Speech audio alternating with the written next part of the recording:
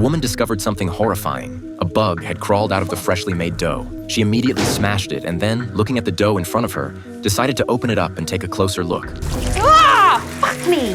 Faced with this mutated, fermented dough, the woman tossed it straight into the trash can. She believed there was a pest problem and immediately called a pest control expert. However, when she arrived at the pantry, she found that all the food had begun to spoil. In just one night, all the ingredients she had carefully prepared had molded and decayed. Confronted with this sudden turn of events, she had no choice but to cancel the dinner she had planned for the evening. To determine if there was a problem with the ingredients, she went to her vegetable garden, but it had already turned into a wasteland. Looking at the ruined vegetable patch, she thought it must have been the work of nearby wild rabbits. Annie used to be a highly skilled chef, and with her exquisite culinary skills, she made the restaurant incredibly popular, gaining the approval of all the diners. After gaining recognition, she immediately approached her boss with the idea of resigning, planning to open a restaurant of her own.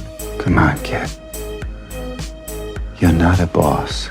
She quickly found an abandoned house, and although her boss had tried hard to keep her, she was now eager to start her own business and only wanted a kitchen of her own. However, she didn't know that this house used to be a haunted house where a witch once lived. To get the restaurant up and running as soon as possible, she found her friend Jack, hoping to use his strong connections to run the restaurant together and create a high-end, personalized service catering to upper-class society. Once everything was arranged, she immediately started a major cleanup of the kitchen. However, during the cleaning process, she kept encountering rotten, spoiled food and unknown insects.